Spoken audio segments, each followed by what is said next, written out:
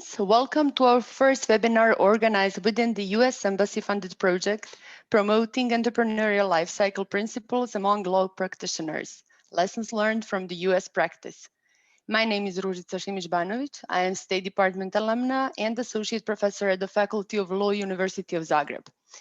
As you cannot present yourselves right now, I'll provide also a brief overview of our audience today. So with us today, final year, master and PhD law students, and young lawyers from Croatia, Slovenia, Serbia, Bosnia and Herzegovina, and also alumni currently studying or working in the United States and several EU countries, mostly in the EU institutions. Thank you for joining us tonight.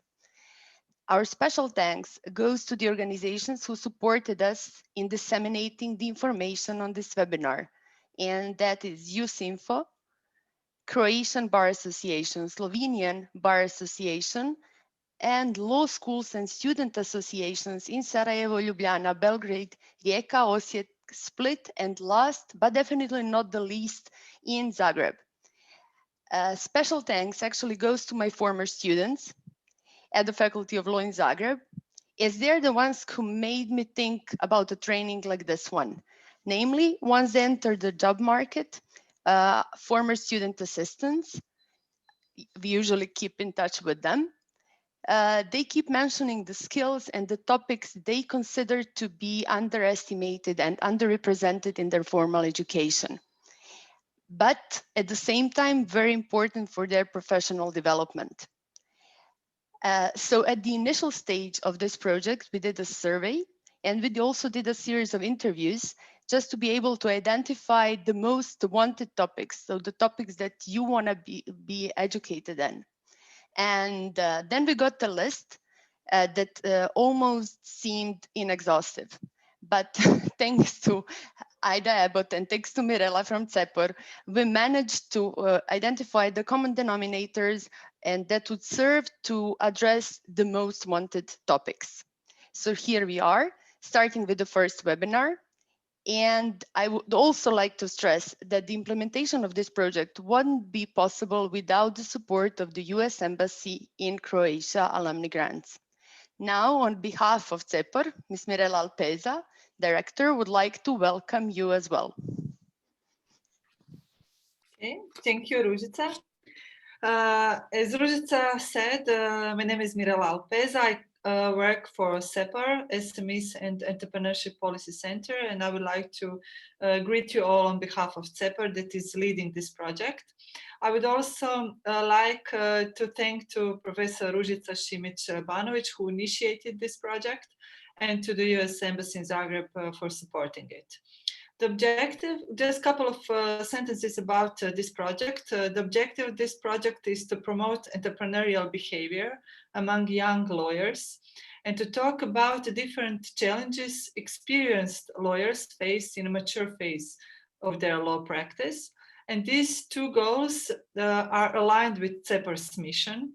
CEPOR is an NGO, so non-government organization that was founded exactly 20 years ago by 10 institutional founders coming from academic community, from business associations, development agencies, and entrepreneurship centers. And CEPOR's mission is twofold. Firstly, we want to contribute to development entrepreneurial culture in a society. And secondly, we want to contribute to development of institutional and regulatory framework that will be supportive for entrepreneurial activity in Croatia. We define entrepreneurship broadly. We see entrepreneurship as a way of thinking and acting that can and should be applied in different settings.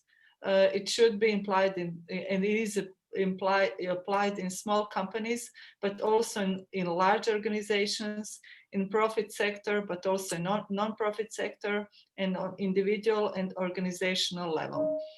We think that today's webinar that will be held by our guest speaker, Ide Abbot, is very much talking about entrepreneurial behavior. She will emphasize skills and kind of behavior people need to develop and apply if they want to have successful and meaningful career. And those kind of behavior is often described as entrepreneurial. So people who are successful, no matter which industry or profession they are coming from, are the ones who are proactive, innovative, the ones who are building their network strategically. They're able to identify opportunities and pursue those opportunities. So we are very much eager to hear Ida's advice and experience she's going to share with us, and we invite you all to contribute with your questions and comments. So let's enjoy together. So before our distinguished speaker, Ide Abbot, starts her presentation, let me mention a few organizational details. So we'll have 3 rounds of questions and answers. As you have already noticed, your microphones are muted, so you are invited to type your question in the chat box. And Ida will try to answer as many as possible, and we'll try to group them so you get them answered as much as possible. Also, we have received many questions in advance in your registration forms. So again, we've grouped them and we'll try to use them during the Q&A sessions. Moreover, we'll also produce a publication consisting of the main takeaways of this webinar actually. So you'll be able to find some answers in the publication as well. For that publication to be successful, we again need a bit of your help, actually your feedback. One part of your feedback would be a one-click satisfaction survey at the end of this webinar. And the second part of your feedback would be a short survey. We promise it won't take you longer than 2 to 3 minutes. We appreciate your time. And you'll get the link via email tomorrow.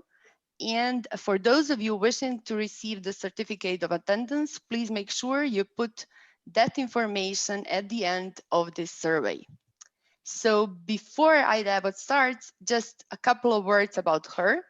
I guess you all read about her in the invitation you got, but still let me mention that Ida was one of the first people to specialize in lawyers' professional development. She has been elected a fellow of both the American Bar Foundation and the College of Law Practice Management. She has more than 4 decades of work experience as a lawyer and as a consultant. She has worked with lawyers, employers, and professional organizations around the globe.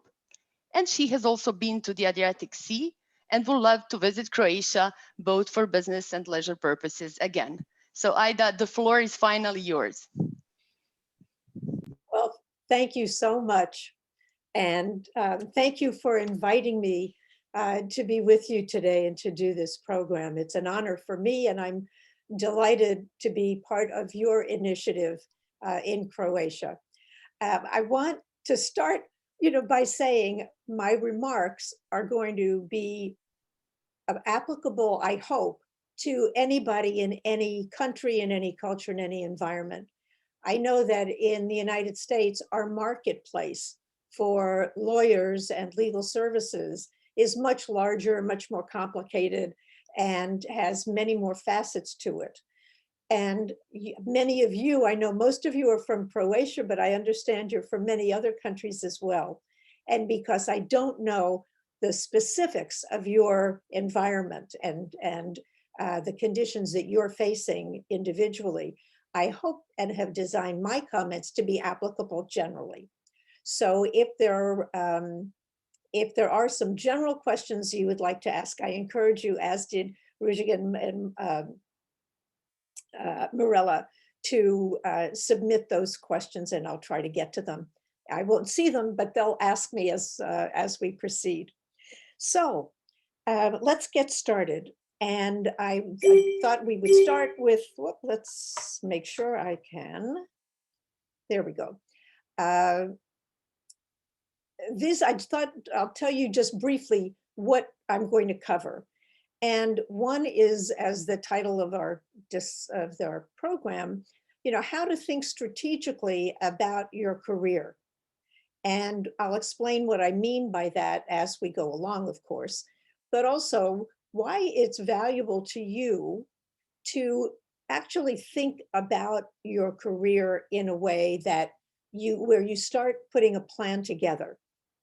And I'm not talking about a rigid plan and you move from A to B to C to D, but a plan that gives you a general framework so that you have more control, more agency over the choices you make and the opportunities that you can find and that you can create. And then I thought I would talk specifically about two things that don't come up as often as they should in terms of elements of making a successful career. And they both involve people. Lawyers tend to focus on their brains and their thinking process, but most of what we do as lawyers is interact with and serve people. Even if you represent a large corporation or a government entity, the work you do involves people. And so that will be a theme as we go along as well. And mentoring and networking are two aspects of that. So before I begin, I want you to do a little work. I'm going to ask you a question. Obviously, you don't have to share it with anybody. You can write it down if you like, the answer. I want you to think about why you are a lawyer. Why did you become a lawyer? If you became a lawyer and you've been practicing for a while, why have you remained a lawyer? What is it about being a lawyer that drives you? So just take a moment and write it down.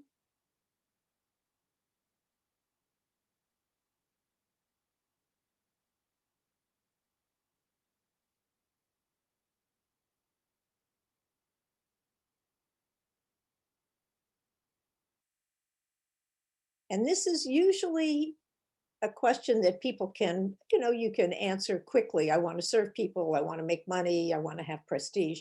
But when you actually sit and think about it deeply, it's something we don't take enough time to do, but you're working really, really hard if you're practicing law. It takes a lot of time, a lot of energy, and a lot out of you. And understanding yourself is really where all of this begins. What is it that means the most to you about being a lawyer? Now, that's for you to think about, and you can refer back to it at any point in today's program and at any other time in the future. So that's something to keep in mind as a starting place. And I thought I'd mention career paths because when I started practicing law, which was a very long time ago, basically it was pretty linear. There were a number of fields that you could go into and you made a decision and most of the time you stayed there. And sometimes you might change an area of practice, something you emphasized in, but you went into litigation or you went into corporate, into business work, or you went into the government, or you worked. We don't have a training to become a judge. I know your countries might, but we become judges in other ways, usually after we've done some sort of other practice. And so, once you did that, you stayed there. But today the world is very different. And first of all, there are so many opportunities available to you, many of which you don't know about yet, you haven't thought about, you may not be aware of, but they are out there. The other is that people change careers in many different ways. They stop for a while and do other things. They stop and come back. They go into different fields. They may never come back. They go into business. They go into something else. And so there are many different options, and the expectations of the past that everything, once you were committed to it, would stay the same, no longer hold true. And there are a lot of reasons for that. One is that we are all living much longer lives.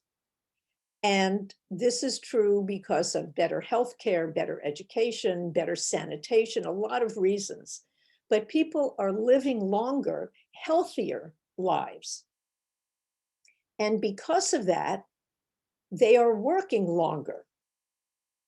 And so many people have multiple careers. We talk about things like portfolio careers. You may have heard that term.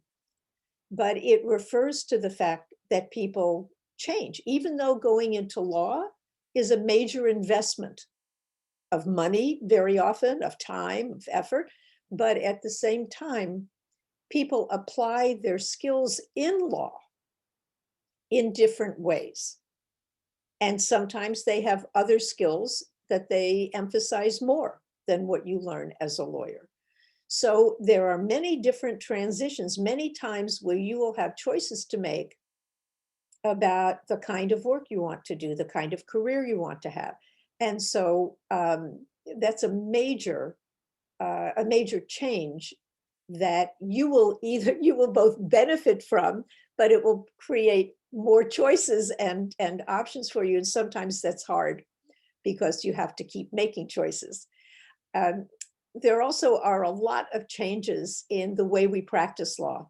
And many of those have been accelerated since everybody has been, we at least in this country have been locked down, and many people isolated, but at the very least, people not being together in an office. All of the technology changes that had already started on a small scale are now uniform and applied to every aspect of law practice. And between the technology and the new sciences, the areas like artificial intelligence, all the technologies that go behind the scenes, all the startups that we see here that are delivering legal services in new ways, through apps, through on-demand lawyers, through all sorts of new developments, means that a lot of aspects and features of law practice are changing and changing quickly. And the fact is that having a law degree, and I say this globally, it gives you a ticket that many other fields don't, because you have a way of thinking, of analyzing, of writing. The skills that you have, problem solving, creative thinking, all of these are skills that can be applied in many, many different ways. And so your law degree is going to give you options. You have to be aware of them and looking for them and recognizing them when you see them. It's also a world where you can create new options. If you have an idea, it's easier than ever to try to build on your own idea and bring other people along with you. So, as a lawyer, you're in a privileged place with many abilities and many choices to make. And so, I thought this is an important thing to keep in mind, given the world we're living in now. This is something George Bernard Shaw said many, many years ago, but we talk about finding ourselves as young people. We find ourselves, who am I? And the emphasis really should be not about finding yourself, but about creating yourself. Because what you are is what you're working with, but you can do a lot to create the kind of life and career that you want. So just some principles to give you as we start looking at this more deeply. If you consider yourself the architect of your own career, what are you going to build? And I should tell you, by the way, a lot of my presentation is not giving you advice, it's asking you questions. So each of you is in a different situation. The things that are important to you are going to be different than the things that are important to me. Your work and your life situation is going to be different. So many differences, I can't give you specific advice, but I can tell you the kinds of questions to be asking yourself so that you can better make the decisions that I just told you you were going to have to make as you go along. So you have this great career, and so how are you going to know? If you go back to the question I asked you first, why are you a lawyer? What would a great career look like for you if you were able to live out the purpose that you started out with, that you're starting out with now, because many of you are still in training? So keep that in mind, because that will help you as you're faced with these choices going along. And then we'll talk a little bit more later about priorities, because there is so much to do. And at the same time, you also have a lot to offer the world, to offer your clients, your community, the world in general. So what is it that you can offer to other people to make a contribution?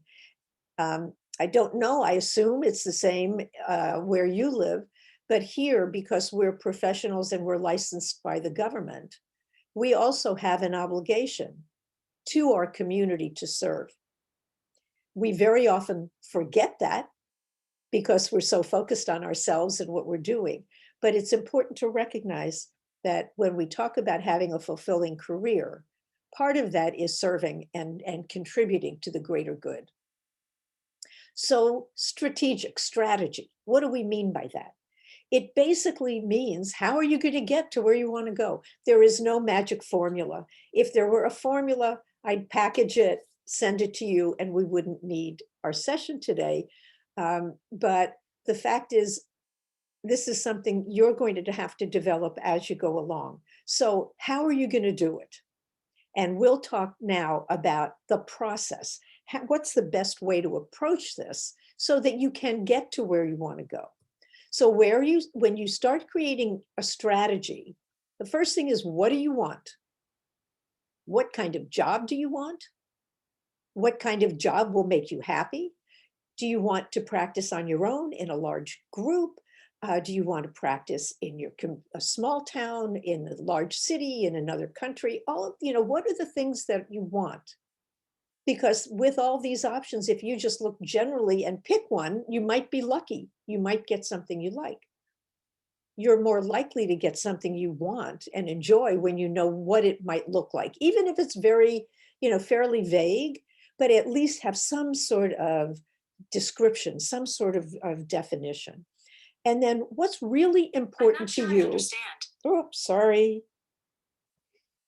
I hit the button on my watch and Siri started talking to me. The things that are important to you are your values and your drivers. You want to understand yourself. How ambitious are you? Some people want to take over the world. They want to be in charge. They want to be the best, the star. Other people just want to have a nice, quiet life. They want to make a good living, right? So how ambitious are you? What is it? How high do you want to climb? What's important? What are your values, the things that mean the most? Some of those, change, our priorities change all the time, but our values are the things that we hold most dear to us, the things that we want to preserve and to live by. What's your purpose as a lawyer? Who do you want to serve? What kind of contribution do you want to make? How do you see your role in the legal community, towards your clients, just in general? What interests you? The worst thing, I always found myself doing my best work when I really loved what I was doing. And I think most of us do that. And when we're bored or it's something we don't really care about, we really don't put as much into it. Or we may go through the motions, we may do a brilliant job, but we don't get the satisfaction. And so you're looking for things that use your strengths, use your talents in a way that keep you interested and keep you motivated to keep going. We also have to be aware of what are our limitations. We'll talk about that in a little bit as well, because obviously, if we could do anything we wanted, all of us would be out there doing it. But we also face constraints, different ways that we're limited. And again, I mentioned priorities. We'll talk more about that. So we start out. You're looking ahead. You're looking at the sky. What would a great career look like? How do you even know where to start? So you have to test. You have to start thinking of possibilities. And you can move it around. You can change it. But you want to get started with the big picture. What could it look like? And Rosabeth Moss-Cantor is a professor, a very distinguished professor of management at, I think she's still at Harvard, said a vision isn't just a picture of what we could be. It's an appeal to our better selves, a call to become something more than we are. But that picture isn't enough, because many of us could picture things. The more important thing is what Havelock of Havel said, it's not enough. You have to act on it. It must be combined with venture. It's not enough to stare up the steps. We must step up the stairs. And so you have to act.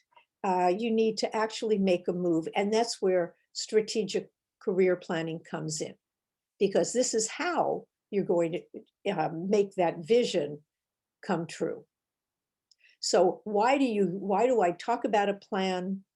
I think it was Ružica or Mirela asked me, what advice, when did I start planning strategically in my own career? And I have to say, it was an interesting question, because I don't think I did until I'd been practicing law for 20 years and decided that it was time for me to do something different. And I started my consulting practice, but I also lived at a time where the options weren't as great. I had more time. Today, everything is compressed in terms of speed and time and pressure. And so I was living in a different world. But if I had had a different kind of plan, a more strategic approach to my career, I don't know if I would have made different choices. I was happy with the choices I've made all along, but I might have been clearer about why I did, and I might have been able to do some better things for myself in terms of my career if I had been thinking about them more actively in the way I'm describing to you. So when you create that plan, the first thing is that it forces you to think answer the questions I'm asking you, to actually understand what you want, and then to start narrowing what you want into a few goals. And one of your goals might be to better understand what it is that I want in my career, and take some time to actually do that more carefully. So once you have a goal in mind, it gives you something to work toward. You say to yourself, this is what I want, and I'm going to commit myself to moving in that direction so that I can achieve this. It means that with a plan, I have to actually write down or tell somebody, ideally, this is what I plan to do. And that keeps you organized and focused. And because any plan has to have some time frame, otherwise, it'll never happen. So you need to give yourself a time frame, and that keeps you focused, and it makes you more efficient. Even if you wait until the last minute, like many of us do, you've got the deadline, now is when you do it, you at least have that end point. You have to do something by then. And it means that you're going to take some action. It kind of gives you a little kick forward to do it. It also holds you accountable, because at the end of the frame, let's say you've given yourself 6 months to do something. At the end of 6 months, you now are accountable to yourself. And I would encourage you to have somebody to work with.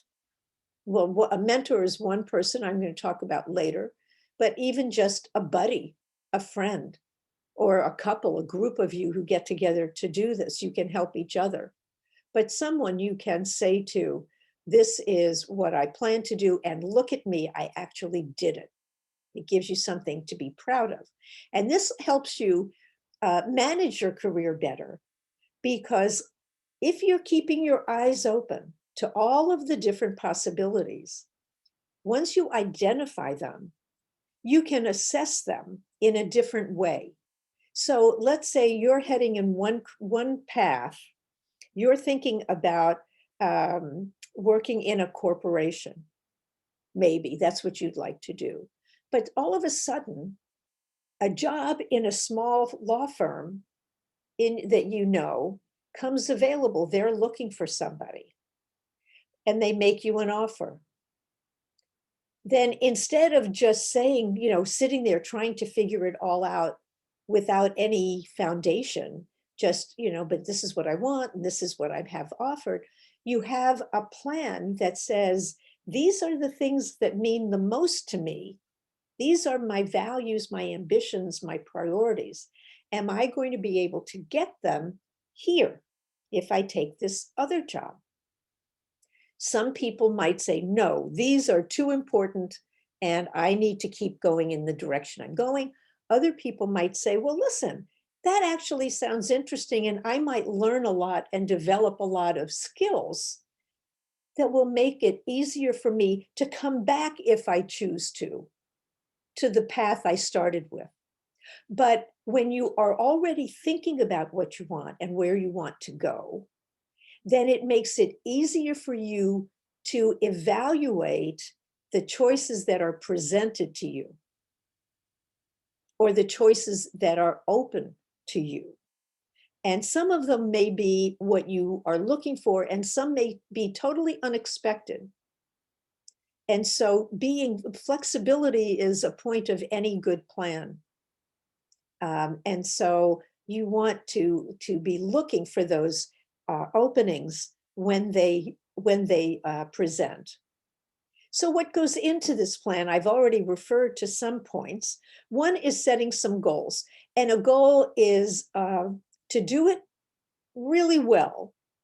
We call them SMART goals, the way it is in the little picture on the side of the slide. They're specific. It's not, I want to lose weight.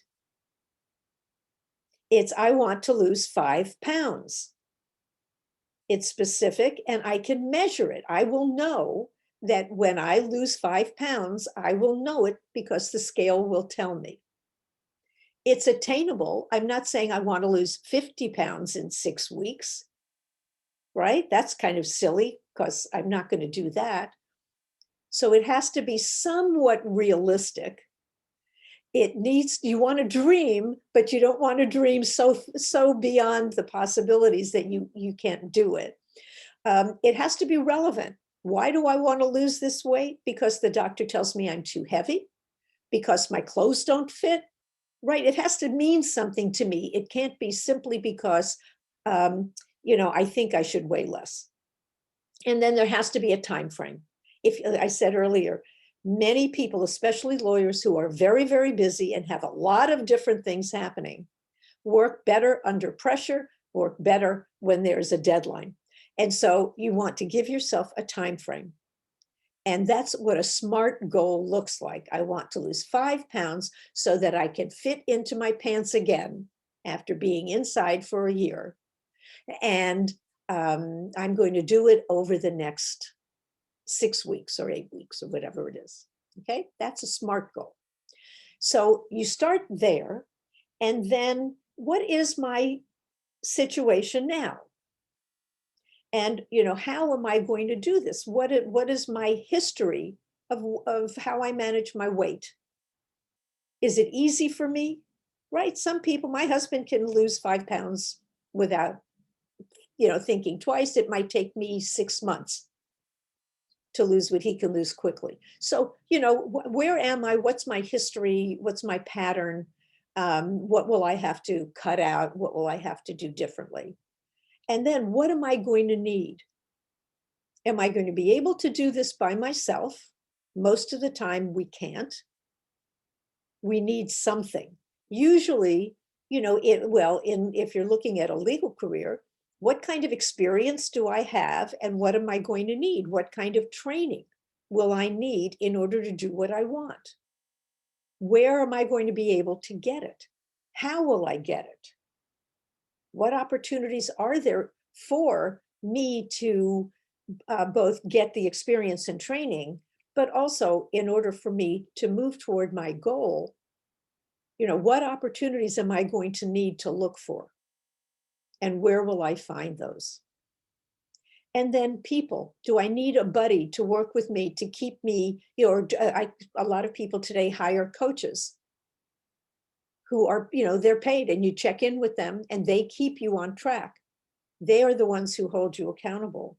Am I going to need people because I want to start a practice and I'm going to need an assistant and I'll need a bookkeeper or something like that. Am I going to need money to open up an office or to get the experience and training that I need? How much time will I need if I'm working right now or I'm in school? How much time? That's a resource. How much time am I going to need in order to work on my plan at the same time I'm doing these things? Where am I going to find that time? And there may be other factors that you would be needing or wanting to give you the sort of support you need emotionally as well as in a practical sense as you move forward. And then once you have all of that, then you can start looking at what might hold you back, your plan back. A lot of people, especially lawyers, because we're trained to look for the issue, the problem. Many of us start out with, oh, I can't even do any of this. I'm not even going to start because there are too many obstacles. And you hold yourself back. You can't manage those obstacles if you don't give them some voice, but not in a way that says, oh, I guess I have to throw my plan out because I can't do it. You want to look at that. Sometimes the deficiency can be fixed by training or going back to school in some way. Sometimes it's because of a family. I have a family to support, or I financially have to make a contribution. I have to work. I can't go back to school full time. How am I going to do it? What other obstacles are out there that might be a problem? You need to be aware of them, not because they're going to stop you, but because you have to figure out how you're going to get past them. How are you going to manage them? Most of the time, not 100%, I wish I could tell you it was 100%, but most of the time, if you think this through and plan it well, and you consider these other resources I'm talking about and how to make use of them, how other people can help you, how a different kind of experience or training or support can help you, you can move past these obstacles, or you can at least mitigate them, reduce them in a way that might make it longer for you to take to reach your plan, but doesn't mean you can't get there. So you want to recognize them, not to let them stop you, but so that you can manage them and get past them. Okay. Now, priorities. Everything is important.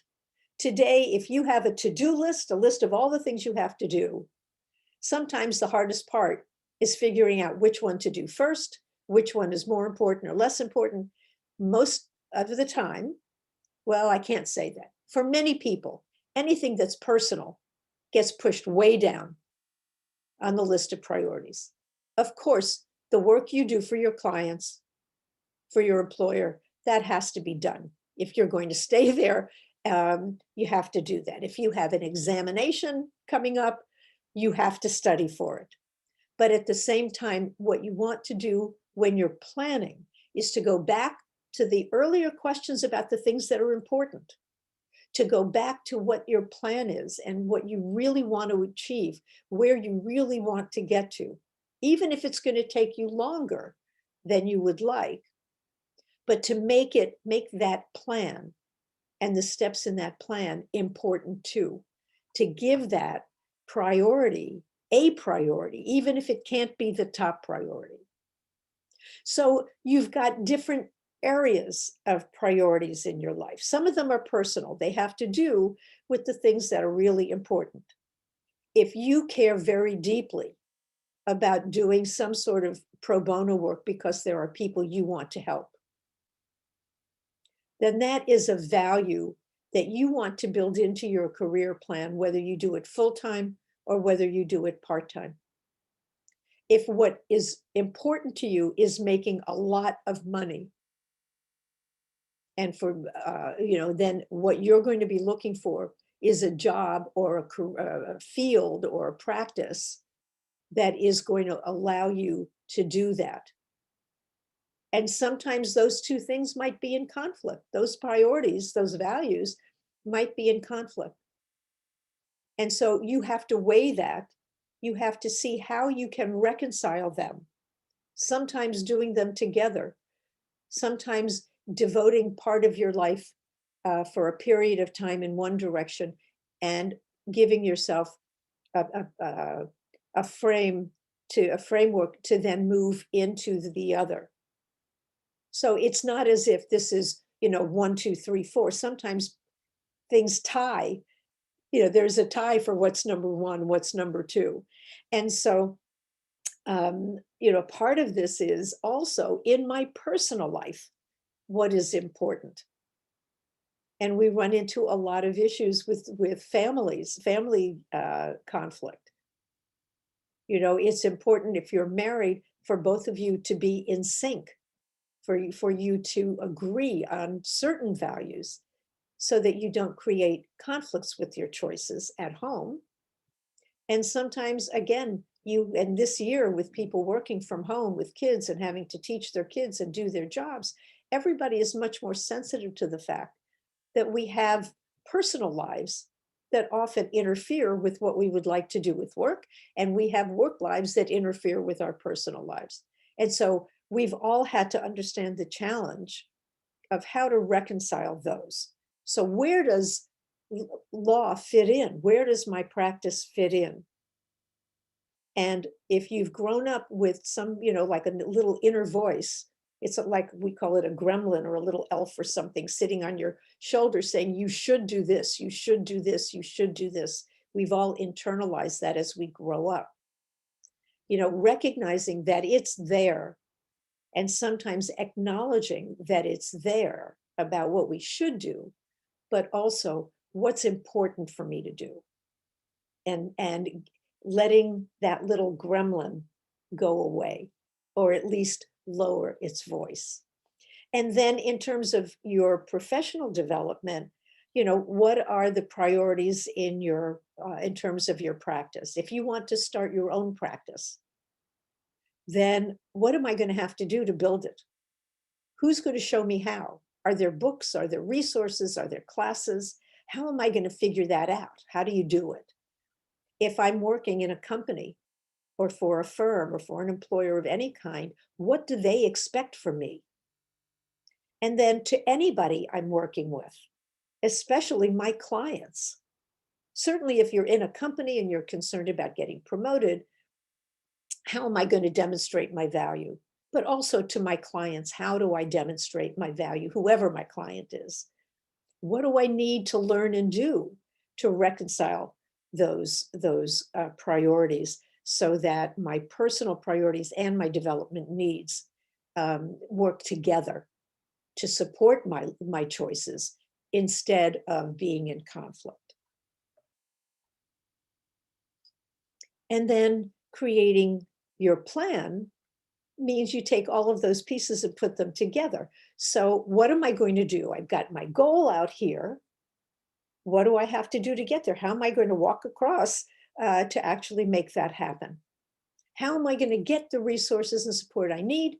I'm going to then put them into some kind of priority, and I'm going to give them dates. There may be interim milestones. So if my plan is to do something to open a practice in the next 2 years, after a year, I'm going to do A, B, and C toward that, so that by the time I finish for the first year, I'm going to have myself in a position where it's more realistic that my plan after 2 years, my practice will actually be there. So some interim milestones along the way are useful as well. When it's written, it's a commitment. You go back and it's there waiting for you to go back and check off to make sure that you've actually done it. And as I said, it keeps you more focused because you know you've already written down what the steps should be. And you have to keep it adjustable, adaptable, because things change. You get new options. Something happens in your life and you may want to change it, or you try something out and you realize, oh my God, this isn't what I want to do anyway, after all. And so you take it off the list. Now you replace it with something else. So it's a living document. It's not something that's there to make you feel bad because you haven't achieved it. You'll feel great once you start, checking off the things you finished. But it should be something that is changing all the time as you achieve things and make decisions and have experiences and get the support you need. And so now you have the plan. Of course, the last and probably the only important part of this is you've got to act on it. The execution, having the plan in your desk isn't going to be very useful to you. Now is when you have to step up those stairs instead of simply looking. You've got to decide, how are you going to use it? Are you going to be disciplined? Are you going to be focused? Some people are better at this than others. They make a plan, they just act it out. Some of us are a little looser about it. It takes us a little more effort to stay focused on it. You need to be open to other people. Lawyers very often want to do everything themselves. We're trained to do it. We're thinking in our heads all the time. I don't know your educational systems in the United States. It's a very individualistic process in a world that is increasing.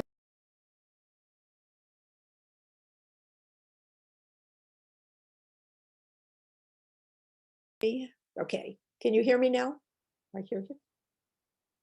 Can people hear me? Somebody nod so I can see a face. Okay, great. Yes. Okay, thank you. Okay now. And so you want to the world is increasingly collaborative. People work together. We don't do everything on our own. And so if you're the kind of person who does work only by yourself and you like that, I'm not saying you have to be best friends with everybody and you need a lot of people around you, but having at least one other person or two other people that you can go to for advice, for support, to just say, am I crazy? Is this insane? Should I even be doing this? To get somebody to talk to about it is really, really important and useful. And then, what have I achieved? How am I doing with this? To check in. It's great when you have somebody else to do it with, but even for yourself, what should be changed? As I said, this is always going to be going on because life doesn't stop and it's not linear and things, pop out at you all the time. And so you'll be considering and reconsidering as you go. So before we get to this, do we want to take a break and Yep. take some questions? Yep, we think the same. So let me first start with sort of a personal question from one of the registration forms. And it says, what advice would you give to your younger self? What would you differently career-wise? And when did you start strategically planning your career? Well, as I said earlier, I didn't do this early. That's the advice I would have given myself, is to start thinking this way much sooner. I started thinking this way when I decided 20 years of trial work was a lot, and the world around me, the practice, the firm, everything was changing in a way I didn't care for. And I found that what I cared a lot about was helping lawyers, because nobody seemed to be there to help them learn or think about their careers. We had started doing this in I guess in the 90s, the early 90s. And my firm I was at a large firm in San Francisco, but it had global offices. And I was very involved in helping mentor and teach young lawyers. And we, in my firm, were very progressive and had many programs for the young lawyers. Most firms did not. But I got to know a lot of people who were interested in the same thing I was in many different firms around the country, some through my work as a lawyer and some through this work in professional development, and realized that this was a need that was growing. And by the way, I didn't realize this until many years later when someone called me entrepreneurial, and I had never even thought of that word. I don't know if I had even heard that word in this context before, but I saw a need. Lawyers needed support. Everybody thought because we're so smart and we're so talented and we make a lot of money and people listen to us and we have a lot of prestige and authority that we know everything and we don't need help. And I realized how untrue that was. And so I decided that to fill a need that nobody knew they had, and started doing consulting work and offering my services to people and firms, mostly law firms, and saying, I can help you figure out how to take the young lawyers who come in and help them become better lawyers faster. So they understand what they're doing, they have more confidence, they're more competent, they can represent your clients more quickly. And that really sort of became a new field. I mean, I wasn't alone. There were other people, as I said, around the country, around the US, and I found people in Canada and the UK as well. And we got together and formed an organization. And that's when I realized that the organization was an important thing, but that I could also offer my services separately. And so that's what I did. I don't know if I would have done something like that earlier. I think I was ready at that time in my life to take that sort of risk, because it is a risk. I didn't think about it in those terms. And like I say, with a lot of the decisions I made, I can analyze them in retrospect. But if I had been thinking about it this way, going as I went forward, I might have been more efficient at it. I don't know. I might have made different choices, but but I made good choices, I think. At this point, I'm pretty comfortable with them, but I might have done it faster. I might have done it differently. I might have made more money and become more of turned it into more of a business with employees and things like that. But it was also important for me to have control over my time and kind of control over what I wanted to do. I learned that when I sat down and tried to figure out what was important to me. And I need to be working with people all the time. And the beautiful thing about what I do is that I'm always working with my clients, and I work with them in teams usually. I do some individual coaching, but most of my work is with groups and with firms and or legal departments. And so, I think it would have made me more efficient. Whether I would have made different choices, I don't know. Okay, thank you. And then you mentioned flexibility, and there is one question regarding flexibility saying, to what extent do you advise being flexible in achieving your goals? Meaning we have different circumstances right now. COVID-19, we had earthquake in Croatia and so on. So many of it actually influenced the career of people in the law profession. So what would be your advice on the flexibility span? Well, absolutely. I mean, if you want only one thing, and that is the only thing that matters to you, then you have to put everything into it. And that's a very risky proposition because there are so many things you can't control. right? You can control your choices. But the world has many surprises for us. And, you know, we have earthquakes in California. So I'm quite familiar with what you go through and how disruptive it is when you have a major earthquake. I was in San Francisco. I live across a bridge, another part in another city called Oakland.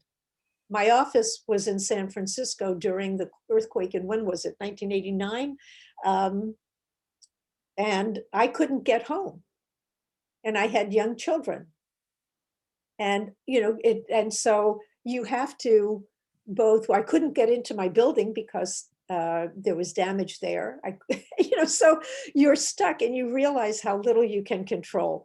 And so you have to have different kinds of plans, backup plans, and be open to adapting to what life throws at you. A lot of the people I work with now are at the other end of their careers. I do a lot of work on retirement planning, helping lawyers and other professionals wind down, end their careers and their practices as full-time lawyers and move into something else, transition into a different kind of life. Imagine how many people retired a year ago so that they could travel. You're in Europe, it's easier and people travel more, they cross borders more. In the United States, a lot of people put off, they work in the United States, they don't travel outside. They wait until they retire. And that's the, you know, that's one of the most important things for people is that they now have the time they're going to travel. Imagine if you did that and you waited your, 30 years so that you could get out and go to Europe. And there you were for a full year more, you know, maybe who knows how long it will be before they can start doing that again. So yes, that's one of the reasons you need to build in some flexibility. You need to recognize that sometimes that goal isn't going to happen, though at least not the way you stated it. And so you may want to rework it a little bit. You may want to shift gears. You may have to put it off and just give it more time. A lot of factors that you can't control require you to be more flexible and adaptable and open. And so you don't want to make this a rigid plan. Okay. Thank you. So, and then I'll combine the two questions. One is, and you can probably answer it in the second part, what is the best way to use your time once you enter the law office as a newcomer? So meaning at the beginning of your career and by the time you get your bar exam passed. So how would you introduce yourself to the potential mentor? And what would be the best 3 steps to do, sort of hands-on approach? And then the next one, and then we'll conclude this Q&A session with this one. Do you think it's better to have few bigger goals or slice them into a lot of smaller bite-sized goals? According to the literature, it's better to downsize them, or at least to make them a bit in smaller chunks. So, and then we'll continue. Okay, let me start with the second question because the first one leads into what I'm going to be talking about next, which is mentoring. Mm-hmm. Yes, it's important. That's what I talked about, interim deadlines and interim goals. Having smaller goals, first of all, is not they're easier to achieve, so they'll keep you engaged. They'll give you, keep you enthusiastic and maybe more optimistic that you can actually do this. So yes, if you have a big goal, that's great. That might take you 10 years to get the kind of practice you think is the ideal practice for you. But along the way, if you set yourself goals, some of the goals might be a year, some might be 6 months, some might be through a month. By the end of this month, I'm going to make 3 phone calls. And this is what I want from each of those phone calls. That's something that most people could manage. And so that's why, these goals need to be realistic. They need to be something you're pretty comfortable that you can use, and having smaller goals along the way is a very valuable way of carrying out what is a long-term plan. I should say that I'll make a distinction here between a career plan and, say, a development plan. Let's say I am, and it goes to the question, the first question as well. I'm a young lawyer, I'm a new lawyer, this is my first job. What should I do? I want to learn as much as I possibly can about what a good lawyer does and how a good lawyer acts.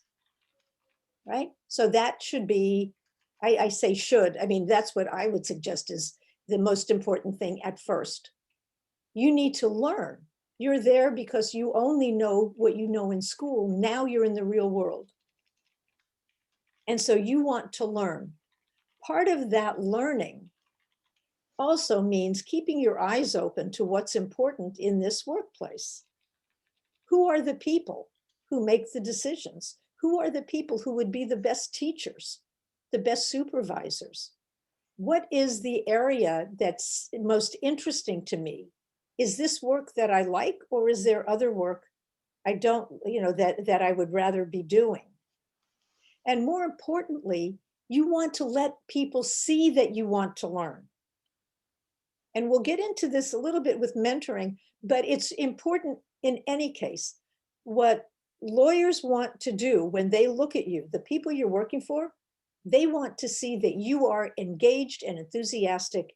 You want to do a good job. You want to be the best lawyer you can be. And people react much more positively. It doesn't mean walking in and saying, oh, I'm ready, being full of bravado and that kind of thing. I'm just saying, when you talk to a supervisor and somebody is giving you an assignment, being engaged, really listening, asking questions, asking them questions. How did you become successful? How did you get your first client? Did you always want to do this? Getting people to open up about themselves. First of all, they think you're so smart because they love talking about themselves and their experience and how they've achieved some success. So, that's always valuable just in conversing with people, is asking good questions. A lot of times as a young lawyer, you're afraid to ask questions because you don't want to sound stupid. And so you have to think about the questions you're asking. And that's why I say, listening very carefully, letting them see you're listening. When you ask a question, making sure that you sound like you're asking to learn, not because you don't know what to do, even if you don't know what to do, right? There's a way of saying, I'd like to learn more about this, or, I'd like to do this. I haven't done it before. Is there a file I could look at that shows me how a good example? Is there someone I could talk to who may not be as busy as you are, who could give me a little more guidance about the details? Something that shows them you want to learn, because then they'll want to help you learn. Okay. Usually that's the way it works. Not everybody reacts the same. Thank you. I guess we can continue with the mentoring, and let me just remind our audience that we'll have a mentoring webinar in 2 weeks, so you'll get all the invitation. All right, mentors. Mentors, actually, the concept started over in your part of the world. It comes from Homer's Odyssey, the ancient text, where Odysseus goes off to fight the Trojan Wars, and a goddess, Athena, comes and acts as his friend, a wise old man named Mentor. And Odysseus entrusts his son to Mentor for teaching and learning and being there to support him as he grows up. And so that's where the term is an ancient term. Every society transmits its values, teaches its young people how to live in the world, how to do things through mentoring. And about 50 or 60 years ago, some corporations started adapting this, management professionals started using this concept in the workplace. And they said, mentoring, having somebody who's experienced, who's wiser, can actually help new people adapt more quickly to the workplace and learn better what they need to do. And so we started seeing the rise of this concept in the workplace. And of course, now it applies not just in corporations, but everywhere.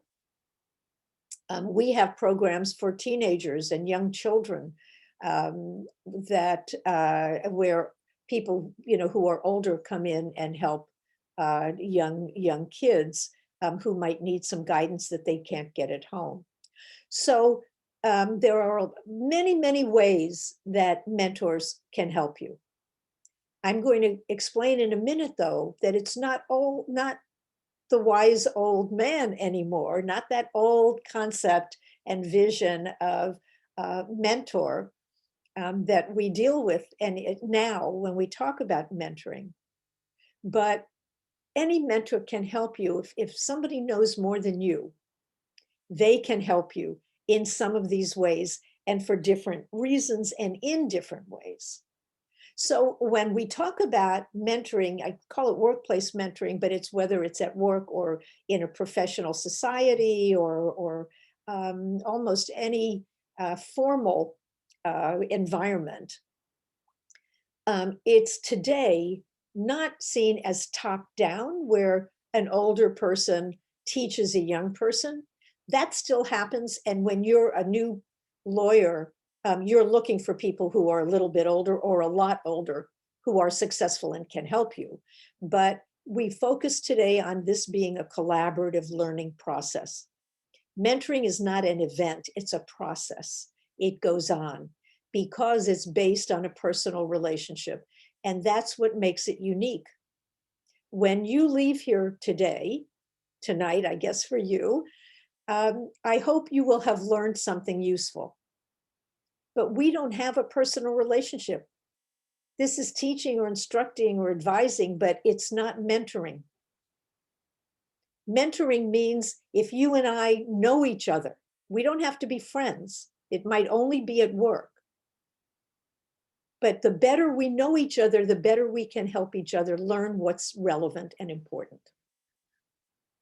And so when two people, and it could even be more, but when you know each other well, or you know each other in a professional setting where one person can help the other person develop as a professional, learn more, become better, become more professional, then they can be a mentor. When they help you achieve your career goals, that person can be a mentor. And by the same token, you can be a mentor, and you should be thinking about being a mentor to somebody you can help, somebody who could use some guidance, some advice, a connection, a connection to someone.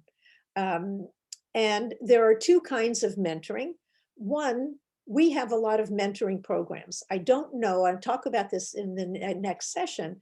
I don't know whether you work in places or have bar associations or professional associations that have mentoring programs. We have many of them. In a mentoring program, there is a formal kind of mentoring because there's a list of expectations or guidelines about what should happen because of the program and through the program. So I might be assigned as a mentor to one of you, and our goal, according to the program, is that I'm supposed to prepare you to take more responsibility and become a supervisor to other lawyers over the next year. Or I'm there to help you, and you're supposed to set a goal for yourself. And you ask me, you say, this is the kind of help that I would like to get from you because I want a better performance evaluation. And in order to do that, I need to improve my time management. And so in this program, one of the things that I could expect from my mentor is some help in time management for my practice. But it's that people are matched. And I guess that's really the key in a formal program. People are matched as the mentor, and we call it mentee. There's no really good word for it, but it's the learner, the learning partner. The more junior person usually is, we call the mentee. Informal mentoring is what happens every day. It's when you're working with somebody and that person says, you know, remember that when we talked to that client, did you notice what the client was doing while we were talking? Why do you think the client did that? This might be a supervisor, or it might be a colleague who's a peer, but there's a learning process going on. That person wants you to understand more, to learn more. They might be getting something out of it too, because they might want you to give them your insights. But when they ask you questions like that, they also, and you're a very junior person, they're also trying to understand how you think and what, what they can expect from you, what you still need to learn. There are moments like this that happen all the time, where someone gives you some advice and says, the next time you might not want to be as quiet in the meeting. People need you to know that you're there. You might want to speak up a little bit. Or they might sit down with you and talk about your writing and say, you know, the writing isn't good enough, and these are the things that need to be done well. And, so that when they give you feedback, if they are not doing it just because this is what they do, but they seem to be looking at you and saying, this is a way that you can improve. It might make my life better. It might make me, it might make it easier for me, but I want to help you. When someone is reaching out to you to help you, then that person could be an informal mentor. And the better you two know each other, the stronger the relationship you have, the easier it is for that mentoring relationship to be effective and to really be productive for you, beneficial for you. So there are a few different ways, general categories that mentors are useful for. One is career development. How do I become a lawyer, a good lawyer? What do I need to learn? What do I need to do? How do I get my experience? How do I become better at presenting or at writing or whatever it is that needs to be done? How do I meet people who can get me the right job when I'm looking, if I want to go? Not every mentor has to be in the same firm or in the same workplace. So, anybody that can help you become a really good lawyer and a successful one the way you want to be successful, that mentor is focusing on career development. Another aspect, and this is why somebody who knows you well can be so effective, it's the psychosocial support. A lot of times when, lawyers tend to be high achieving people. We put a lot of pressure on ourselves. We want to be the best. Many times we get really anxious. Many times we feel insecure. We're not sure about what we're doing. We think, oh my God, they're going to find out I'm not as smart as they think that I think I am. Whatever it is, all the fears that go through us, those emotions. A good mentor can let you know everybody deals with that. It's going to be okay. Yes, we've just gone through a horrible year. And everybody has been under a lot of new stresses, pressures. I don't even know. This is new for me too. I've had a lot of stresses. I know we're going to get through this. I know you can do this. I know that you're going to be a good lawyer, whether they say it or they act that way. Either way, it's the kind of support that a really great mentor can give you.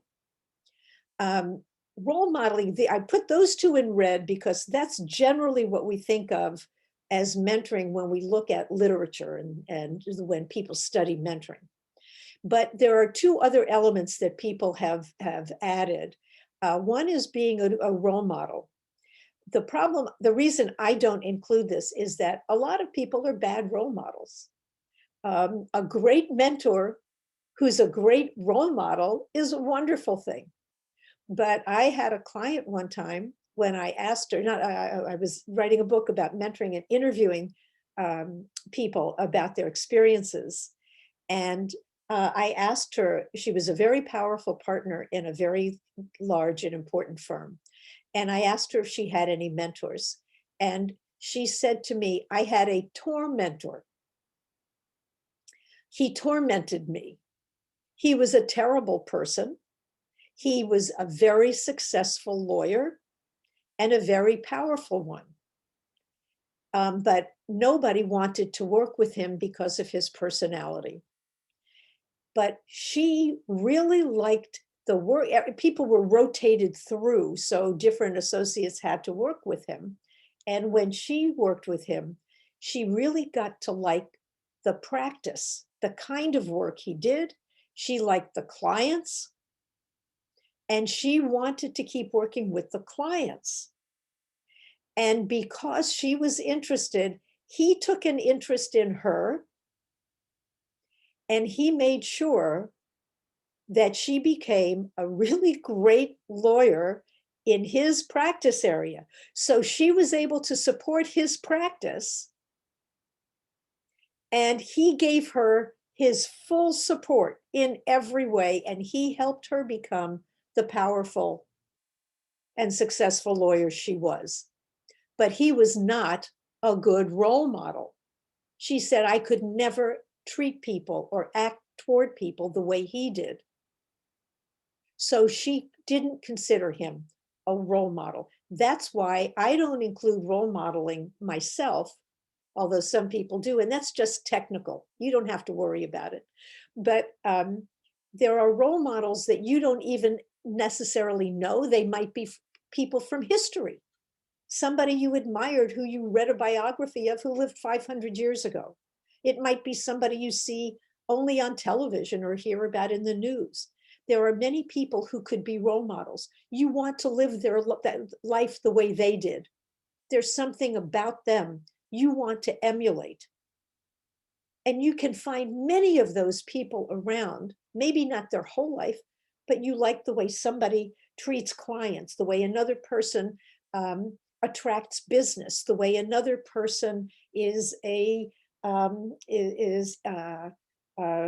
well known and has a great reputation in the community, the way somebody else volunteers, finds time from a busy world, a busy schedule to volunteer at something meaningful.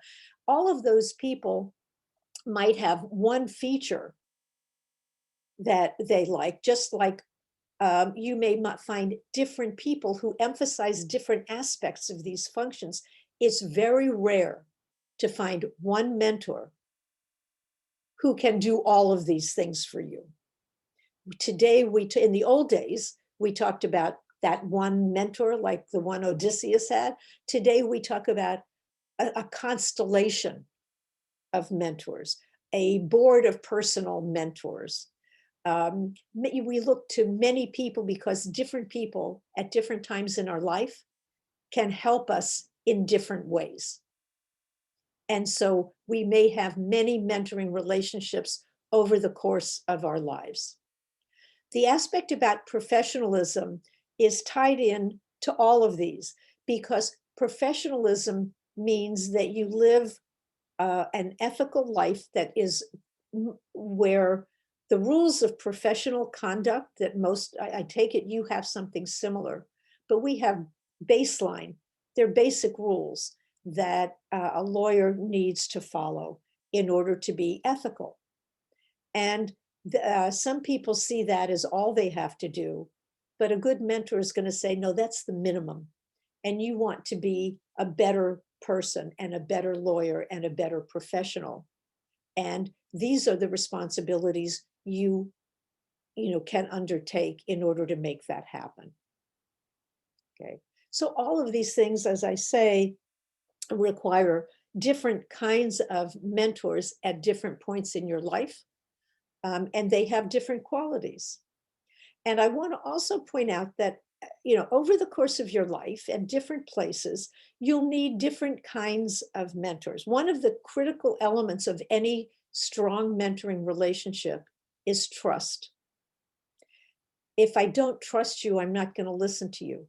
If I don't trust you, you're not, I'm not going to give you the best advice. Trust works in both directions.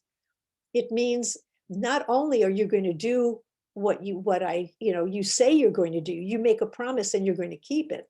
That's important for trust. But also, are you somebody who knows what they're doing? Are you going to perform, not just go through the motions and do what you say you were going to do? Are you going to do it well? If I want you, if I'm working with a young lawyer, a new lawyer, and I'm going to give them responsibility to talk to my clients and to do things directly with my clients, I need to know they're smart, they know what they're doing, they're learning, they want to learn, they want to be good at what they're doing, they want to serve the client, and they want to help me and to do a good job, not just do the work. So in order for me to give you that kind of responsibility and help, I need to trust you. And in order for you to trust the person who's your mentor, you hope is a mentor, you have to believe that I'm doing this without a hidden agenda, that you really do think I'm somebody you're willing to put with your client, that you're not doing it for some reason that you're keeping from me, or you're not going to tell me one thing and then tell your partners that I'm really not a very good lawyer, that you're not going to be honest with me when you give me feedback because you're afraid it's going to hurt my feelings. Or that you tell me that you're giving me good work, but you're giving me terrible work and you're giving somebody else all the interesting work. There has to be a sense of trust that we're in this together. And there also is a risk involved, because anytime we trust somebody, we run the risk that that trust is misplaced. Now, many lawyers, some people start out thinking, I will trust you when I meet you. I'll trust you until you prove to me I shouldn't. Right? I'll trust you, but if you show me that you shouldn't, you're going to lose my trust. Other people say, I'm not going to trust you until you prove to me I should. Most lawyers, whether by nature or by training, which camp do you think they fall into? Right? Lawyers don't usually trust because they know people they lie and they do they do bad things to each other, and they cheat, and there are always problems. And so you have to recognize, where am I in this? I don't want to be so trusting that I'm willing to accept anything. I still have to think for myself. And at the same time, I want to trust enough that I can benefit from this. Okay. I don't want to turn somebody away because I'm so distrustful. And so the more trust that's involved, the more the risk is involved. So there are three general tiers of mentoring advice and help. That first one, information, anybody can give each other. If I've been in this workplace, if I've been in this job 6 weeks longer than you have, I know more than you, and I can give you information that will be helpful. If I'm going to give you advice, and the number of people who have enough experience and knowledge and trust to give me advice, it's a smaller group. And the older I get, the more advice I'm going to need, and older in terms of experience, not age, because we need this at different ages, at every age. And at some point, I am going to be looking for a champion. We call this also a sponsor. This is somebody who doesn't just give you advice, but who actually pulls you up, sends you your own client, sends you to a court hearing or to an arbitration all by yourself, or somebody who says to the client, this is the lawyer who's the best lawyer for you. She's terrific. He's brilliant. This is the person you want. That's your champion. That's somebody who says it whether you're there or not.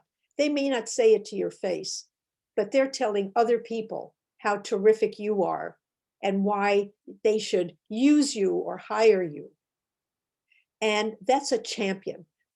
Fewer people are available because somebody, in order to be a champion, has to have more power. They have to have a client to say that to. So your peer, who's only got 6 weeks more experience, may not be the best person to be a champion, but the partner or the supervisor you're working with may be the person who knows all the decision makers, who can make sure that you get promoted because they're saying this person should be promoted. That's somebody with power. And those are the people we look for as champions. So there are fewer people as we get more sophisticated in what we need from mentors. And they become more narrow, not only in what they can tell us and offer us, but what they can do for us. And so at different points of your life, you're going to need people in each of these categories. And it doesn't matter whether you're a new lawyer or you're a retiring lawyer, or you've just been promoted to a leadership position and you don't know where to start. Having somebody who can give you advice, somebody who can inform you about how things work, somebody who can tell other people, this person's really great and is going to do a great job. All of those are important. Okay. So the elements of a successful mentoring relationship: being interested in each other, understanding what you're going to do together. Now, sometimes if you're in a match in a formal program, you actually sit down and you have that kind of conversation. Sometimes it's more vague because you're working together and nobody has, nobody's wearing M for mentor. You don't even know it's a mentor. And so when you're in a relationship, a work relationship maybe, and both of you, it may be the work that's the common purpose. You're there to learn this, the partner is there, the older lawyer or more senior lawyer is there to teach you and to make sure that you're learning and doing well. That's enough, but you have to both be looking for the same thing. The clearer that is, I want to learn to be a good negotiator. And the mentor says, well, come and watch me do this deal or in this negotiation. Then we have a purpose. I'm learning and you're teaching. We know what we're doing there together. It used to be, as I said, a top-down process, the senior person teaching the younger one. And now we know a good mentoring relationship, everybody has something to teach. Everybody has something to learn. With all the changes going on in the practice, all the changes in the world and the way careers operate and change and shift and transition, everybody has something to teach and learn. And when you have that in the relationship, in a mentoring relationship, it can be enormously productive for both of you. Both of you can benefit in many, many ways. But the mutuality means you're both committed to making it work. You both respect each other in terms of ability and in terms of things like time. You actually show up when you're supposed to show up. You mutually trust each other. And then you communicate regularly. You both listen, you both speak, and you have a dialogue. And the dialogue by both parties speaking and learning and asking questions and answering questions, you both learn new things through this relationship. And then in the process, if you have all these other things, you also can enjoy it more. And when you enjoy it more, you get more out of it. So the key characteristic, what should you look for? Who's the kind of person who would make a good mentor? And you want somebody who knows, well, first of all, let me start a step back. You start off strategically, I'll get to it in a second, but what is it you want from this person? What is it that this person is the best person who might be able to help you? You know, what tells you that they might be able to help you? They have to know what they're talking about in an area that's important to you. They have to have the right kind of experience. If I've just been made the chair of my practice group, I'm going to be looking for somebody. I might be a pretty senior lawyer, but I still would like somebody to give me some guidance and some insight about what this job is about, what I should be watching out for. I'm going to look for somebody who's got experience in this field or experience as a leader in this way, and who I can go to. They have to know what it is that's going to be helpful to me. Sometimes what I'm looking for is contacts. I need to know people who do certain things. I might need an expert. People in my office have done this before. Maybe somebody knows an expert. And who is the person who knows all the people in town? I'm looking for a different kind of job. I want to change my career. Who knows people who might be able to help me? Sometimes that's a characteristic you're looking for. Sometimes if I want to improve my writing, you don't want the person who is sometimes it's the same person, but often the person who is the president of every professional organization, the person who knows every lawyer and every business person in town, they might be great if you're looking for contacts. But if you want someone who has the patience to sit down with you for an hour or 2 hours and help you understand why your writing isn't as good as it should be, someone who can help you write a better brief, that's usually a much different personality. It requires a lot more patience than most lawyers have. And so finding the right person who can help you may take a little effort, but that's why looking, what is it this person needs, who's actually, that can actually help me. Good mentors are generous people because they're giving to you. They're giving you their time. They're giving you their advice. They're giving you support. They're introducing you to people. So they have to be generous and willing to help you. They also usually are committed to learning and development. The best mentors are people who mentor a lot of different people, right? They're always helping people learn.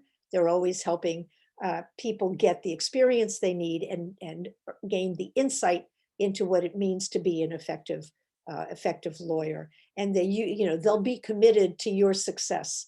That's the best mentor, somebody who really, truly wants you to succeed, and they are willing to help you in order to get there. So how do you find this person? You got to think strategically. What do I want? Like I said, do I want to improve my writing? Do I want advice about how to start my own practice?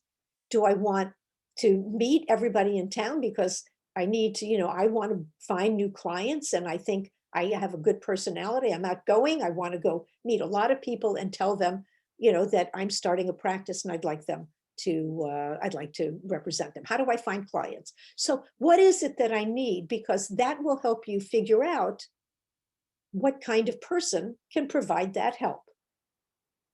And then where would I find the person? If you're in school, there might be people at school in your university. There might be people in the place you work. There might be mentoring programs that are sponsored by different organizations in your community, by bar associations or industry associations. They don't have to be lawyers. They might be people in business. They might be people in a particular industry, and you want to learn. I just have been working with a lawyer whose field is space law, which I thought was really cool, very interesting. Who does space law? I didn't even think about that.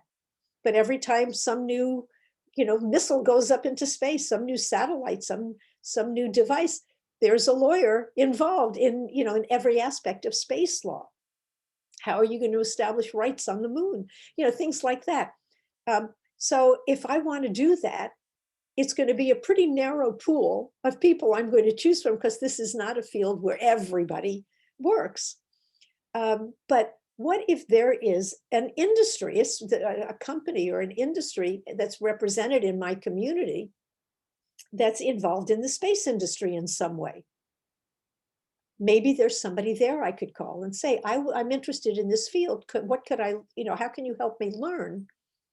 Is there somebody I could talk to? What, you know, so you want to be thinking creatively. They're not necessarily lawyers. They're not necessarily the obvious candidate. Who's the best in this particular area who might be able to help me?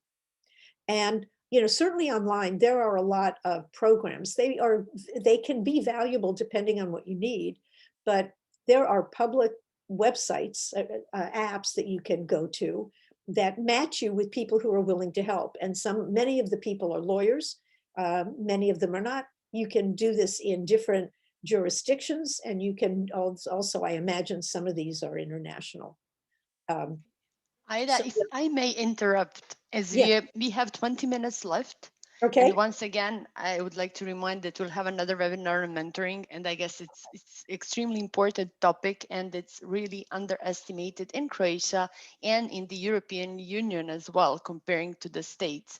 So we have some questions regarding mentoring, and I'll start with this EU perspective from one of our former students working in one of the EU institutions. She says that she has the impression, like many other colleagues, that she has that younger colleagues, the ones that are newcomers to the job market, are not as motivated as the senior ones as we used to be at their age. So I know it's always not politically correct to judge it this way, but it seems to be a rather common impression. So how would you motivate those trainees to be, say, more active, more proactive? And related to that question, another one coming again now from the audience is, what are important skills that a young lawyer trainee should have? Like 3 top skills that you would stress again. Well, one is an eagerness to learn. Okay. Or as I've been talking about, and being open and adaptable. Today, being adaptable is really, really important. And the third, I think, maybe have to do with content, you know, learning the particular skills in the area that you want to practice, so that technically you are competent. And I mean, if you don't have the basic skills, then nothing else will, you know, not much is going to be able to help you. So that's clearly the first, but understanding what it is you need to learn, what would make you a good lawyer, and focusing on those skills. In terms of the motivation, you know, people talk about the generational differences. I think it's because they're facing a different world, and a lot of times we're looking backwards and things seem a lot better and rosier. You know, we think more about ourselves than was true. Sometimes it's because we had to do certain things. And today, a lot of media and the ability to connect online makes people think that it's just a click away. And this is all work, whether any kind of interpersonal work, whether it is mentoring, networking, that I'm going to get to in a second, all of that involves other people. And, you know, recognizing that you have to take a lot of initiative, that you can wait and let things happen to you. And if you're lucky, great, it'll happen. But most people don't have that kind of luck, and they have to go out and do things for themselves.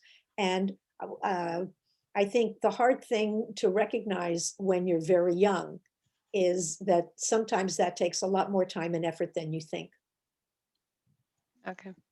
And then there's one gender-related question asking, if you are young, you lawyer and a female that goes to your field of advancing the position of women and lawyers' legal profession, What would be an efficient way to acquire clients? I know it's the next section of your webinar. And to build trust among people, as there is also the impression that it is much easier if you are a man and a senior lawyer. Well, I wish I could say that wasn't the case, but it still is. And I think I certainly can't tell you within any small time frame how to get clients.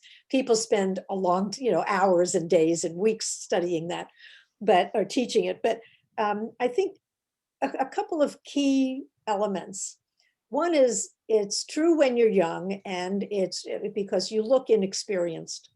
And somebody, if you're trying to work with a client or gain a client who's 30 years older, you have to let them feel that they can trust you and that you know what you're talking about. That's why I say competence and reliability are both important. So how do you let somebody know that you are a lawyer they should trust?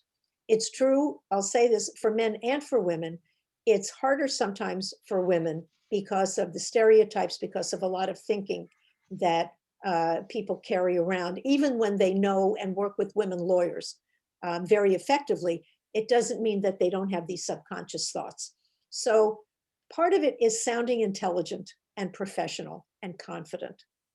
What I suggest, if women, for women who have difficulty with this, because it's how you project, it's not necessarily getting in and reciting all the legal codes.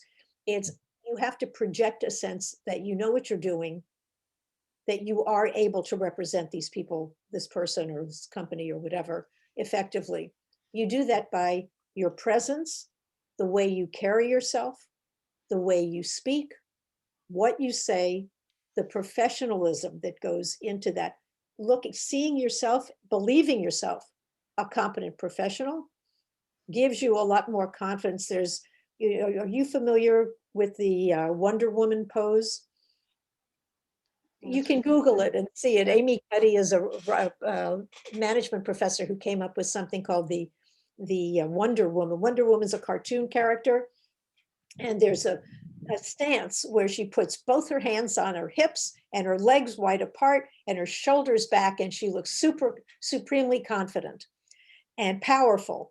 And Amy Cuddy suggests that you go into another room before you have a meeting, and you take that Wonder Woman pose and breathe a little bit and think about what you're going to say, and that subconsciously makes you more competent and more confident when you go in.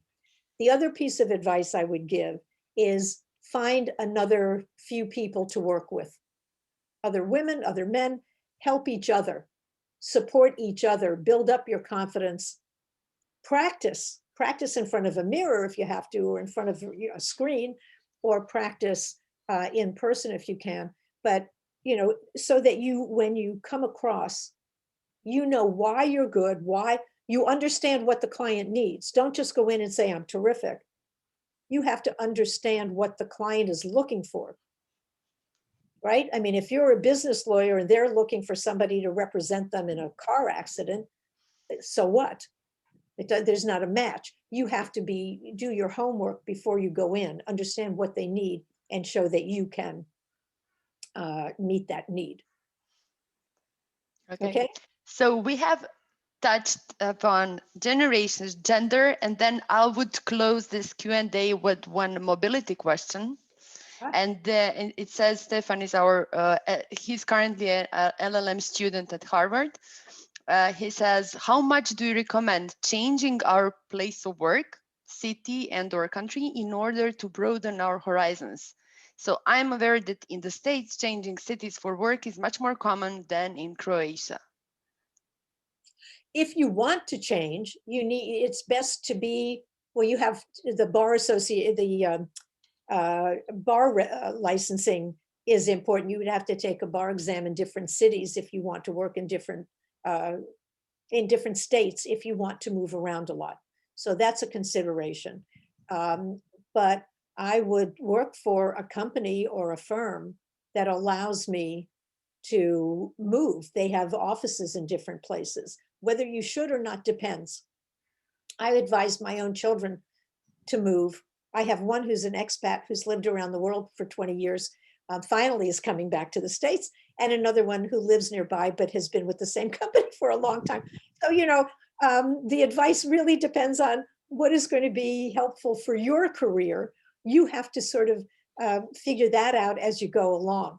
I think there's a lot of value today in moving every few years, not every few years, and I don't mean far, but at least trying something new.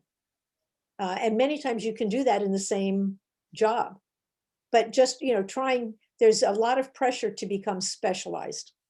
I mean, everybody wants to be specialized today, and that's important. But the broader your understanding, the more kinds of experience you have, a lot of times that gives you better insight into the work you're doing. Okay. Ida, thanks a lot. I need to say this is such a bad position of a timekeeper as well.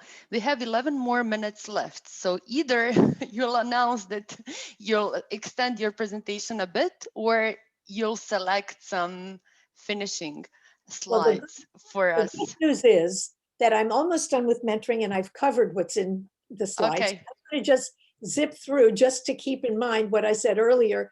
Mentors are making an investment in you.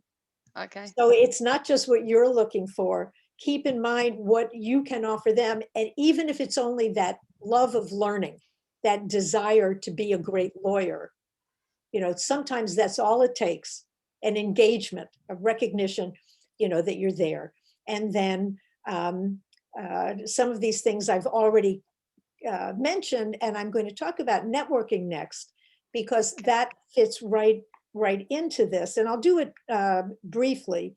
But for mentoring, it's all right to reach out. And you don't have to say, will you be my mentor to someone once you find them?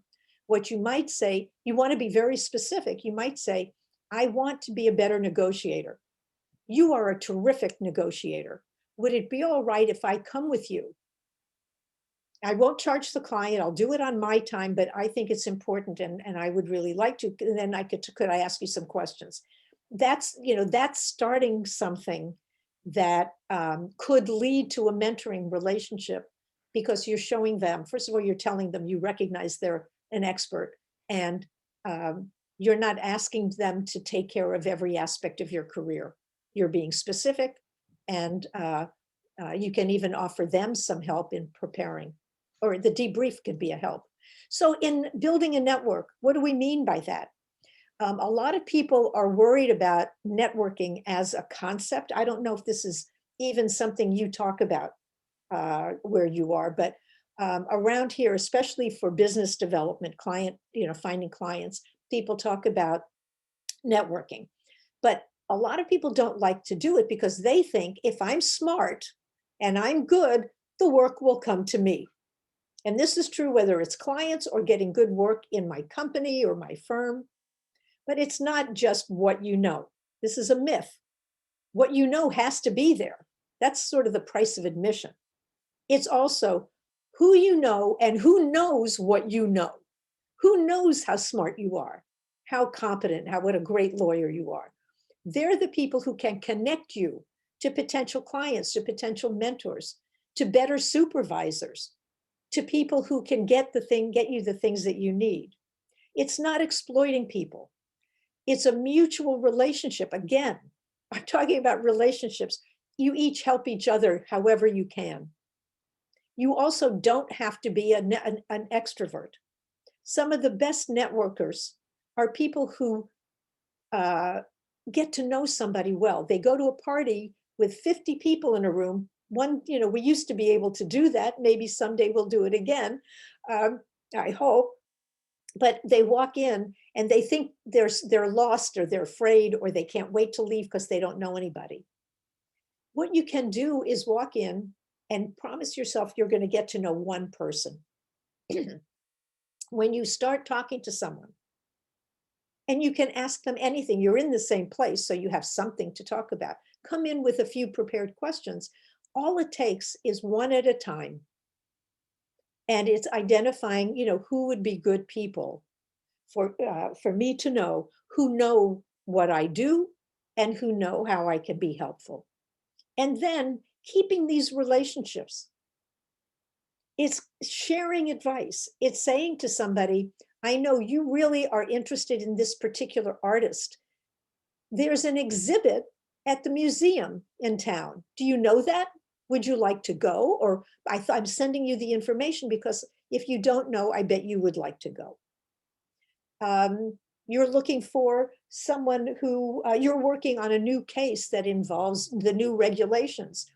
I know somebody who happens to be in that field. Would you like me to make an introduction?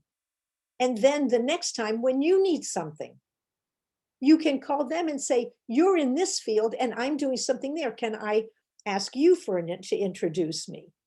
Sometimes it's just getting to ask people to understand them better, borrowing something from them, showing them that you're really interested. If you're doing this as a phony, it won't work. But when you genuinely are curious, here's somebody who collects old maps. I don't know anything about old maps, but what an interesting hobby. Tell me more about it. As they get to talk about what they're interested in, they'll also be curious about you. And you can develop the kind of relationship where you can then help each other as opportunities, as situations come up. I'm going to talk just very briefly. Let me mention social media. People use it all the time. You can make connections, and if you are effective at using social media, use it. Recognize these are usually not close connections. You may have 3,000 friends, on Facebook, or 5,000 on LinkedIn, but those are just names unless you build some kind of connection to them. That's where the strategic part is, understanding who's in your network on social media, and how do you touch base with them? How do you actually build make a connection and reaching out to do it? Just having the account and the list doesn't do anything. And then large enclosed networks. This is actually the way we used to think about networks is that it's you and your friends, the people you work with, the people you know. The trouble with that is that everybody knows the same things and the same people. And so it's limiting. Even if you're the star of the network, it's still limiting. What is more helpful, especially as you're trying to get established, is to have smaller networks in different areas. Some might be industry people, some might be through your soccer club, some might be, I guess you would call it a football club, some might be through your job, some might be somewhere else. Knowing people in different areas and being somebody who can be a connector. We call it a network broker, that red dot in the middle, where you have connections that are broad. Within each one, there might be some where you have your best friends, your closest contacts, your best connections for work. That's great. But at the same time, you want to know people in new fields, new areas, because that's where you'll have a better chance of finding people who have new knowledge, things you don't know, things that you need but don't know how to get. But because they're not in the same circles, you're going to have more opportunities to reach out and try to find what it is you do need. Okay, so then you can also connect them. So just to summarize, what do you want? Who can provide it? What can you offer? And how much are you willing to give? And that's true in all of these relationships and everything else you do, right? Whether it's looking for a job, whether it's networking, finding a mentor, being a mentor, all of these things. So the attitude you bring to this is the key element. You want to stay curious. As you become a more successful lawyer, you will become an expert. The problem with being an expert is you think in terms of answering questions, not asking questions. And so you want to be sure you're always looking to learn more, to look for opportunities, to be open to new possibilities, even if you don't take them, at least knowing they're out there, knowing what's possible. Having an action orientation, which means not just thinking and planning and thinking again, but actually doing things, little things. Little things collect, they add up into big things. And once you get into that habit of actually doing things, it becomes much easier to branch out and to do more. Collaborating, I've talked about that. Flexibility, all of these things we've talked about. Resilience, I've mentioned because it's important to know. Sometimes we don't succeed, sometimes we fail. And the issue is not sitting there, feeling like you're a total failure, recognizing that everybody has setbacks, even though yours are the worst. Everybody has setbacks. And it's a matter of picking yourself up and keeping going. And when you have these other mindsets, this other way of thinking, it's easier for you to recognize that there are always going to be more opportunities. There will always be new things to learn, new people to meet. And so that should help you build up that resilience. So I'm ending with just a homework assignment to get you into your action mode. And one is to set 1 to 3 goals today, tonight, or tomorrow. Don't wait too long. Identify one potential mentor and then figure out, that's referring back to your goals. How can you find somebody to help you?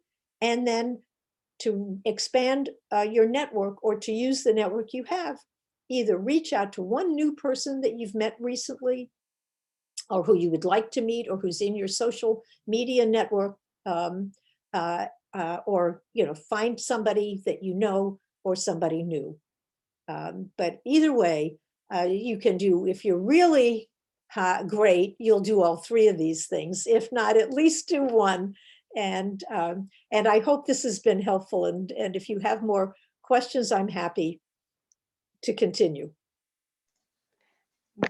Dear Ida, thank you for a very resourceful presentation. I guess it was very insightful for our wide range of audience. And I'm so happy that you actually have answered so many questions that we got in advance during your presentation. So if there is some final question, then please do ask them now. And while you have the chance to ask the final question, there is a short poll in progress. So please make sure to answer it. There is only one click you are supposed to make. And then polling is closed. And then tomorrow by email, you'll get a link with a 2-minute survey to be completed. Let me just check if there is some final questions right now. So I got quite many, also privately and via other channels, but I would complete now, as we promised, at 8 p.m. And I would like to thank you all, the participants who stayed with us during these 2 hours. I guess it was very useful for all of you. And let me remind you again that there is another webinar in 2 weeks on mentoring. So it will be full 2 hours on mentoring only. Thank you once again. Thanks, Ida. Thanks, everyone. And I really wish you would complete these tasks that Ida gave you by the next webinar.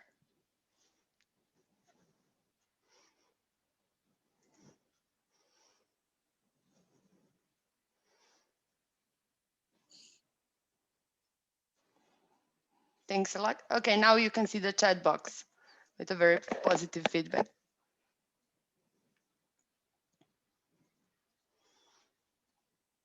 Okay. Thanks. So some people are telling privately, we want to have more of these, maybe more targeted in shorter lectures or webinars. See you in 2 weeks. Okay. Thanks a lot.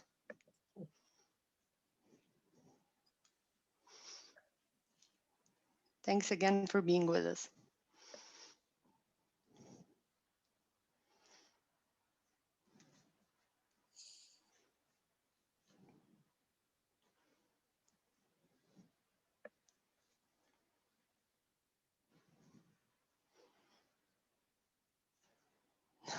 Okay, thanks, Julia.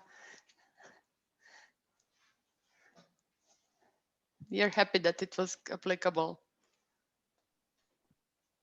And we are also happy that some people feel even more motivated after the webinar than before. Good. Useful and interesting.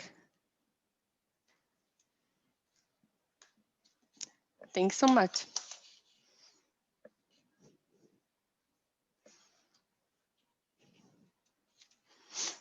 Okay, we'll leave now. Yeah, we'll just need you for a minute or so just to Okay. arrange for the next call. I'll just make a picture. Oh. We'll have to think of some music as a background for next webinar. I think it will be nice to have it. Music? Music, yes, at the beginning and at the end. This would be But nice. I think, you know, somebody mentioned something I think you said about shorter sessions. And I think that makes sense. You know, 2 hours is a long time. Yep. Yes, but I think that really most of the people stayed Yep. for the whole webinar, and it is not, I think, that usual. So it was Yeah. really new information, I think, and Yeah. Well, good. very No, useful. I'm happy about that, and it's fine to do it. But I think I was sitting there thinking, you know, this is going on for a long time. I hope that, you know, are they still with me? And I couldn't see too many faces because I was sharing my screen and had a Of small course. button. And so I thought, boy, you know, maybe if they're sleeping, I don't know. No. No, no, it's quite uncommon that so many people stayed till the end, like more than 100, like more than 2/3 of the people who went into the Zoom stayed till the end. So I think it's very positive feedback itself. Yes, those are not students that are obliged to be here, but Yeah, grown-up people who can choose to leave. So I think yeah, it's really nice and interesting and useful, I think, even for my profession. yeah. Yeah, and I also got via private channels also the very positive feedback. So I guess I don't know how it felt for you. What is your impression generally? Well, it's how do you know? You know, Yeah. you're sitting and talking to a screen, and most of the screen is a slide. So it's easier because you don't have to worry about what you're going to say. It's right there.